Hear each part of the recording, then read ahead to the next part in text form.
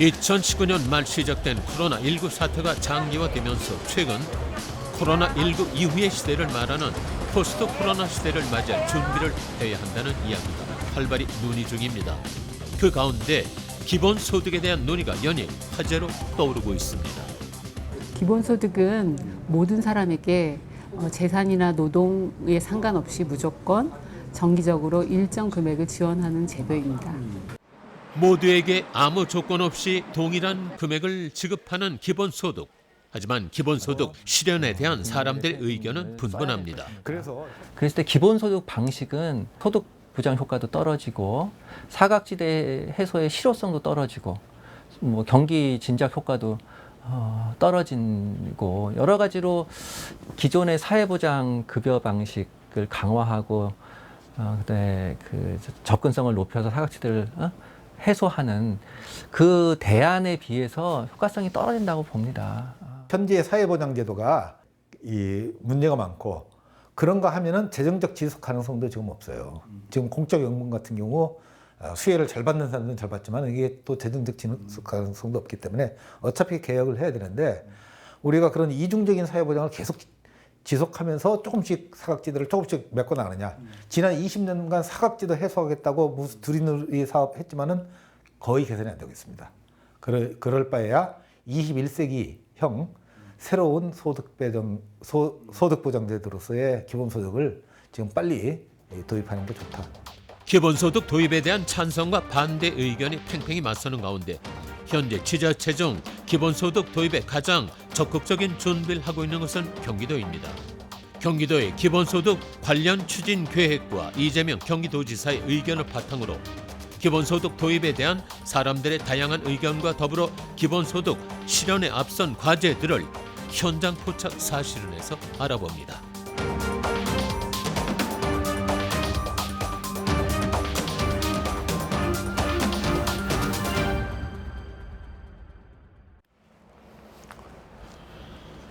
코로나19 사태 장기화로 인해 경기 침체부터 소소한 생활 습관의 변화까지 최근 우리의 일상은 코로나19 사태 이전의 일상과는 많이 달라졌습니다.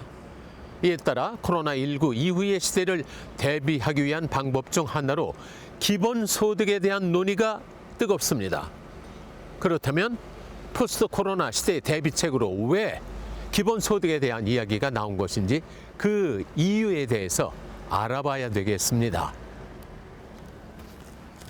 경기도는 기본소득 도입에 대한 준비를 적극적으로 추진하고 있는 지자체 중 하나입니다.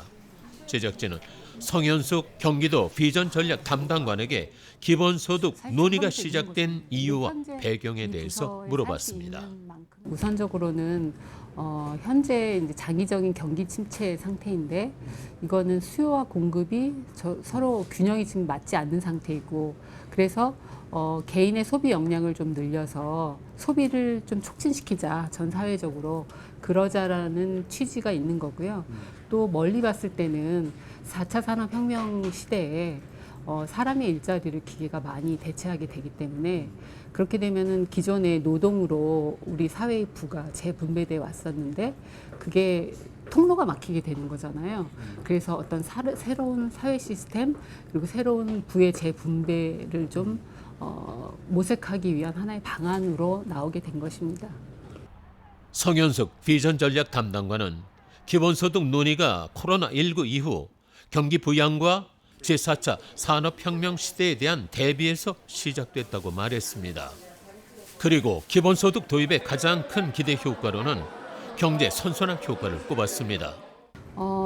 일단은 이 개인들의 소비 역량이 늘어나기 때문에 소비가 증가하게 될 것이고 그렇게 되다 보면은 이 업체들의 생산을 하는 쪽에서 생산이라든가 투자가 증가하고 그렇게 되면 또 고용으로 연계돼서 또 그다음 다시 또 소비와 소득이 늘어서 소비가 증가하는 그런 선순환, 경제 선순환 효과를 기대할 수 있을 것 같습니다. 최근 코로나19 극복을 위해 지급됐던 재난기본소득은 경기도민에게 모두 지급됐다는 점에서 기본소득과 비슷한 점이 많습니다. 저희가 BC카드 매출 데이터를 분석을 했었습니다. 그래서 기본소득이 지급된 이후에 15주부터 20주 차까지 6주간을 비교를 해봤었는데요. 작년 동기 대비해서 재난기본소득 가맹점의 경우에 39.7% 매출액이 증가한 것으로 나타났습니다. 경기도의 기본소득 관련 준비에 발맞춰 지난 6월 24일 열린 경기도 의회 본회의에서도 전국 최초로 기본소득 기본조례안이 통과됐습니다. 표결 결과를 말씀드리겠습니다. 재석위원 98명 중 찬성 95명, 기권 3명으로 의사일정 제11항은 가결되었음을 선포합니다. 앞으로 기본소득 정책이 추진됐을 때 기본소득 제도의 안정적 이행과 재원 마련을 위해 노력해야 한다는 도지사의 생물을 담은 것입니다. 모두에게 일정한 금액을 조건 없이 지급한다. 문자 그대로 기본소득의 정의만으로는 이를 반대할 사람은 없을 것입니다. 하지만 기본소득 실현을 위해서는 현실적인 과제가 뒤따른다고 합니다. 기본소득 도입에 대한 의견과 과제에 대해서 그래서 알아봐야 되겠습니다. 정계, 학계 등 사회 각계각층에서 기본소득 도입에 대한 의견을 내놓고 있는 가운데 제작진은 기본소득 도입에 적극적으로 의견을 내고 있는 이재명 경기도지사의 기본소득 제안에 대해 살펴보기로 했습니다. 이재명 경기도지사는 지난 5월 24일 개인 소셜 네트워크 서비스에 기본소득에 관한 내용이 담긴 글을 올렸습니다. 이재명 경기도지사는 글을 통해 기본소득을 장단기 목표에 따라 단계적으로 추진할 것을 제안했습니다. 이를 정리하면 1인당 월 50만 원을 20년 장기 목표로 삼고 단기 목표는 분기별 15만 원을 목표로 한다. 시행 초기에는 연 1회, 다음에는 반기 1회 지급하는 것을 계획으로 15조에서 30조 원은 증세 없이 예산 절감과 조정을 통해 확보한 후 장기 목표로 지원 금액의 횟수와 금액을 확대한다. 시행 초기에는 기존 예산 조정을 통해 연 50조 원의 예산은 각종 세금 감면의 축소 폐지로 확보한다. 최종적으로 기본소득 목적세를 신설해 기본소득 지급을 확대한다는 내용입니다. 제작진은 기본소득에 대한 다양한 의견을 위해 먼저 연세대학교 행정학과 양재진 교수를 찾았습니다. 그리고 이재명 경기도지사의 기본소득 제안을 바탕으로 기본소득 도입에 대한 의견을 물었습니다. 이재명 지사도 현실적으로 뭐 한 15조나 20조 정도가 가능하겠다라고 얘기를 하지 않습니까? 그러니까 대규모 증세나 지출구조 조정은 사실은 어려울 거고요. 이제 가능한 정도, 그 정도에서 이제 뭐 한다면 하겠지만, 예를 들어서 이재명 지사께서 얘기하는 뭐 15조 가지고 한다 그러면 한 2만 얼마짜리 기본소득이 될 텐데, 그거로 무슨 효과를 보려고 하는 건지 전 잘 모르겠습니다. 그 뭐 15조면 사실은 지금, 제가 이제 늘 주장하는 게 이제 기초연금을 예를 들면 공적부조랑 통합을 하면서 생계급여 수준으로 좀 인상 2배로 보장 수준을 높여야 된다 하는데 거기에 15조도 안 들거든요.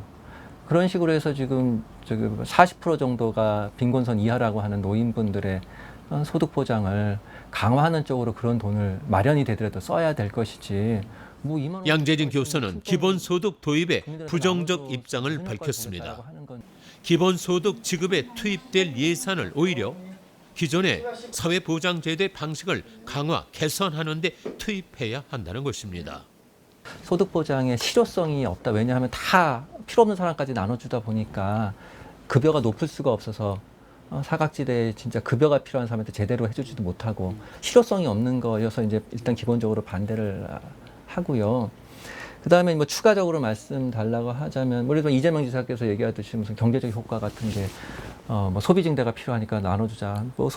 하는 그 부분에 대해서도 이제 우려를 하죠. 왜 같은 돈을 쓰더라도 왜 소비 증대 효과가 더 큰 복지급여 방식으로 하지 않고 기본소득 방식으로 하는지, 그거를 굳이 전체 국민에게 소득 활동하고, 뭐 중산층 이상까지도 다 주겠다고 하면서 소비 증대 효과를 얘기하니 어쨌든 국가에서 정책의 우선순위를 정할 때는 정책 목표에 부합하는 더 효과가 좋은 정책을 써야 되는 거 아닙니까? 그러면 저는 경제 효과를 보더라도 복지 강화하는 쪽으로 해야 된다. 그렇게 생각을 합니다. 또한 양재진 교수는 기본소득의 실효성에 의문을 표하며 경제 효과로 봐서도 기존의 사회보장제도를 강화하는 쪽이 나을 것이라고 얘기했습니다. 제작진은 다양한 전문가들의 의견을 듣기 위해 기본소득 도입에 긍정적인 의견을 가진 가천대학교 사회정책대학원 유정성 교수에게도 의견을 물었습니다. 저는 이제 기본소득은 우리 사회적 생산 중에서 개개인의 몫으로 다 정하기가 어려운 공동의 몫이 있다고 생각합니다. 가령 토지나 환경 그리고 과거로부터 축적되어 온 지식과 정보 이런 거에 기초해서 우리가 이제 하고 있는데 이 어떤 개개인의 몫 기여한 바에 따른 그것도 반드시 필요하지만은 그렇게 다 정할 수 없는 어떤 공동의 부분이 있다. 그런 거는 좀 같이 똑같이 나눠 가지는 것이 타당하지 않느냐 그런 생각이 있고요. 사회가 발전하면서 생긴 토지, 환경 등 공동의 가치에 기여한 개인의 몫을 기본소득의 형태로 나누는 것이 타당하다는 이야기입니다. 또한 유정성 교수는 현재 사회보장제도의 부작용으로 사회보장제도의 이중화를 얘기했습니다. 사회보장제도도 이중화가 됐습니다. 노동시장에서 잘 나가는 사람이 사회보장제도에 있어서 잘 보호를 받아요. 안정된 직장, 평소에 고임금을 받던 사람들이 실업이 된다든지 은퇴를 하면 더 많이 보장을 받는 거예요. 평소에 불안정, 저임금, 저소득층에 있던 사람들은 실업이 돼도 고용보험이 없어서 못 받든지 받아도 조금밖에 못 받고 나중에 은퇴를 하고 나도 국민연금을 못 받든지 받아도 조금밖에 못 받고 해서 실제로 제가 이제 연금 같은 경우 공적연금 비교를 해보면요. 노인들 중에 1인당 평균 공적연금 수급 계획이 저소득 이 하위 20% 노인들이 받는 거하고 상위 20% 노인들이 받는 거가 2인 이상 가구에서는 12배 차이가 나고요. 1인 가구, 즉 독거노인에서는 40배 차이가 나요. 그러니까 공적연금이 노인 빈곤을 해소한다든지 노인 소득 불평등을 완화하는 게 아니라 오히려 더 증폭시키고 있어요. 그리고 지원을 받기 위해 가난을 끊임없이 증명해야 하는 현실을 이야기하며 기본소득 도입이 필요하다는 의견을 밝혔습니다. 공적 부조, 기초생활보장 이런 걸 받으면 어떻게 되는지 알아요? 자기가 가난하다, 나는 진짜 불쌍한 사람이기 때문에 도움을 받아야 되는 사람이다 하는 걸 끊임없이 증명을 해야 됩니다. 그리고 이제 그러면 기초생활 끊기면 안 되니까 이 기초생활보장에서 하는 것보다 조금 더 많이 주는 조금 더 보수를 많이 주는 직장이 있다고 하더라도 그걸 받았다가 그게 보장이 안 되고 다시 끊기면은 다시 돌아올 수도 없고 하니까 안 합니다. 그래서 오히려 빈곤 속에 계속 있어야 되도록 만드는 그런 게 되거든요. 그러니까 제작진은 유정성 교수의 의견을 바탕으로 다시 양재진 교수에게 정부의 전 국민 긴급재난지원금의 효과를 예로 들어 현재 사회보장제도에서 발생할 수 있는 사각지대를 원천적으로 해소하기 위한 방법으로서 기본소득 도입에 대한 의견을 물었습니다. 그 사각지대가 일부 발생할 수도 있었을 것 같아요. 그렇죠? 그럴 수도 있을 겁니다. 글쎄 그 사각지대가 조금 발생할 거를 염려해서 뭐 7조, 4조를 그냥 쓴다라는 게 저는 좀 잘못이라고 생각하고요. 오히려 사각지대 생각한다면 사실은 그 돈들을 모아서 진짜 위기에 빠진 영세사업장이라든지 중저소득층에서 이제 직장을 잃었는데 고용보험 혜택을 못 받는 사람들이라든지 거기에다 두텁게 사회보장 원리에 맞춰서 줬어야 합니다. 이와 더불어 양재진 교수는 전 국민에게 지급이 이루어진 정부의 긴급재난지원금의 효과에 대해서도 정확한 정책 평가가 필요하다고도 얘기했습니다. 정책 평가는 정책 대안별 비교 평가여야겠죠. 예를 들어서 이번에 14조를 썼는데 과연 14조를 지금 같은 방식으로 전 국민 저 재난지원금 방식으로 했을 때와 혹은 이제 뭐 서울시나 제주도 방식으로 뭐 중위소득까지 해서 줬을 때, 혹은 그걸 두 차례 줬을 때, 뭐 이런 식으로 이제 효과를 비교해서 봐야 될 것이고, 당연히 14조가 들어갔고 14조 하느라고 무슨 뭐 세금을 올려서 가처분 소득을 떨어뜨리고 그런 것이 아니라 부채 동원을 하고 뭐 이런 식으로 했기 때문에 당연히 효과는 있을 겁니다. 근데 그 효과가 비용 대비 얼마나 효과가 있었는지는 정책 대안별로 비교해 봐야 했을 거라고 해야 된다고 그렇게 생각을 합니다. 전 국민 긴급재난지원금에 대해서도 부정적 평가를 한 양재진 교수의 의견에 대해 유정성 교수는 다른 관점에서 전 국민 긴급재난지원금의 긍정적 효과를 제시했습니다. 그러니까 9사람은 지금 괜찮게 살고 있고 한 사람이 굉장히 지금 문제다. 그럼 그 한 사람한테 몰아주는 게 좋죠. 근데 10사람 중에 7, 8명이 지금 어려운 상황이 있는데 정도의 좀 차이는 있지만 그중에 한 사람한테만 몰아준다. 더더나 그 사람이 제일 곤고한 사람이 아니고 비교적 잘 나가는 사람한테 몰아서 준다 하면은 너무 불공정하지 않습니까? 예. 이번에 재난지원금 하니까 모든 사람 다 주니까 사람들이 복지 효능감을 느끼잖아요. 몇 푼 안 되는 돈이지만은 그동안 선별해서 주고 할 때는 그 선별이라는 게 정확한 선별이 되질 않거든요. 또한 유정성 교수는 국내 총 생산의 10% 정도를 소득세, 재산세, 소비세 등에 붙여 예산을 확보하는 방안을 얘기하기도 했습니다. 가령 모든 사람이 이 모든 사회적 생산의 10% 우리 15%는 따로 떼어가지고 다 같이 나눈다 하면 되거든요. 그럼 우리나라 GDP의 10%, 1인당 GDP 10%가 한 월 30만 원이 조금 넘으니까 1인당 월 30만 원 정도. 그러면 3인 가구면 월 90만 원이고 4인 가구는 월 120만 원이에요. 그러면은 그거 가지고 충분한 생활은 물론 안 되죠. 기본소득 가지고 모든 사람들이 충분한 생활을 할 수 있게 하자는 건 아닙니다. 최소한 송파 세모녀 같은 거는 이제 방지할 수가 있겠죠. 기본소득 도입에 대한 전문가들의 의견은 분분했습니다. 하지만 이런 다양한 의견의 밑바탕에는 어떤 것이 국민을 위한 가장 좋은 정책인지에 대한 고민이 똑같이 깔려 있었습니다. 같은 목표지만 실현 방법에서 이견이 있는 것입니다. 최근 YTN의 의뢰로 리얼미터가 기본소득제 도입에 대한 여론조사를 실시했습니다.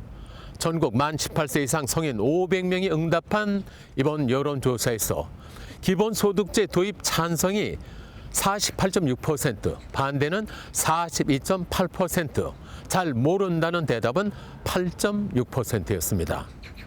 이는 기본소득제에 대한 찬반 여론이 오차 범위 내에서 팽팽히 맞서고 있는 것으로 시민들의 의견도 분분하다는 이야기입니다. 자, 그렇다면 실제 시민들은 어떤 생각을 하고 있을까요? 이번에는 직접 거리로 나가서 기본소득에 관한 시민들의 의견을 들어보도록 하겠습니다. 제작진은 직접 시민들에게 기본소득 지급에 대한 찬성과 반대 의견을 물었습니다. 만약에 그걸 한다고 하면 찬성을 하세요? 반대하세요? 반대를 하세요? 반대를 한다고 하면 그 반대하시는 이유가 혹시 있으세요? 아니 어차피 세금을 다 낼 거면 굳이 뭐 받아가면서까지 세금을 낼 필요는 없잖아요. 한 시민은 세금 부담이 커진다면 기본소득 도입을 반대한다고 얘기했습니다. 하지만 제작진이 만난 대부분의 시민은 기본소득 도입에 대해 찬성했습니다. 일단 지금 어려운 상황인데 지금 뭔가 지급이 된다고 하니까 일단 찬성이고요.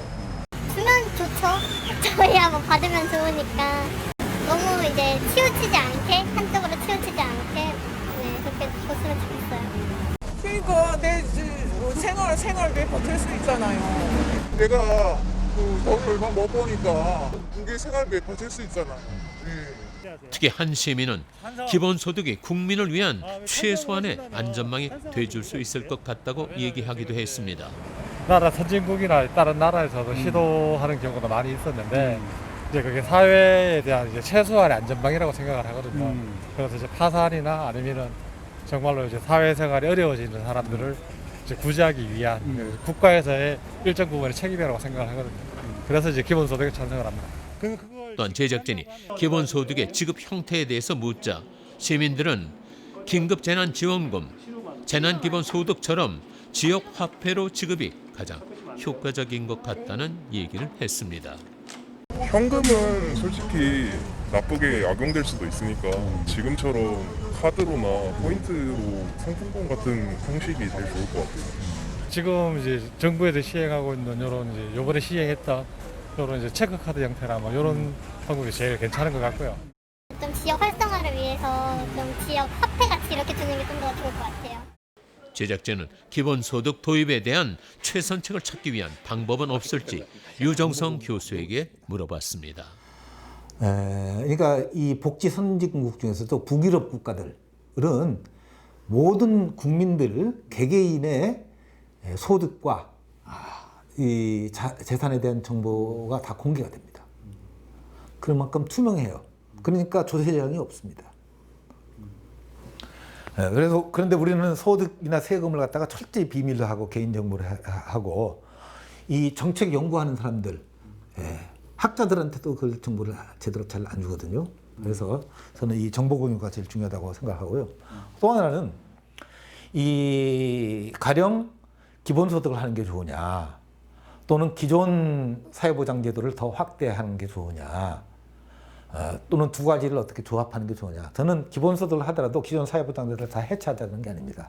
기존 사회보장제도에 지금 그런 이중적인 부분을 갖다가 이 사각지대가 많은 걸 갖다가 고치면서 대신 기존 사회보장제도의 부담을 줄이고 이 기초보장이 되니까 개편하는 방안을 이제 제안을 하는데요. 유정성 교수는 첫째, 개인의 소득과 재산에 대한 투명한 정보 공개를 통해 정책 실험이 활발히 이루어져야 한다는 점.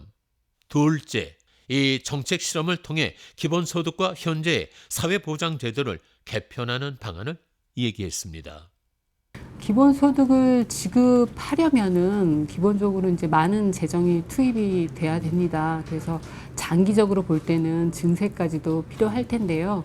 근데 이거를 뭐 일시에 한 번에 시행할 수는 없고 단기적인 시행이 필요합니다. 그리고 각 단계마다 반드시 그 정책 평가와 그거를 바탕으로 한 국민적인 합의가 반드시 필요한 거고요.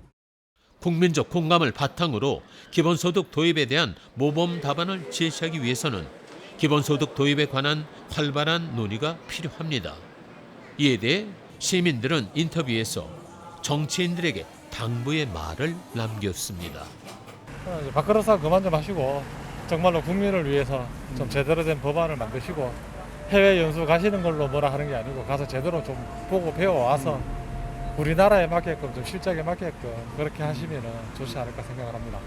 일선에 계시는 담당 공무원들 많이 고생하시는 건 알겠는데 그래도 조금 더 신경 쓰시고 지금도 이번에 재난소득 같은 경우도 아직까지 이제 저희 사회가 이제 그물망이 촘촘하지 않기 때문에 저는 이제 빈 곳을 잘 메꿀 수 있게끔 좀 세심한 행정이 좀 필요하다고 생각합니다.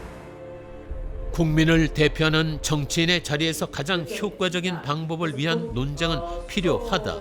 하지만 그 논쟁의 가운데에는 진정 국민을 위한 마음이 있어야 한다는 말입니다.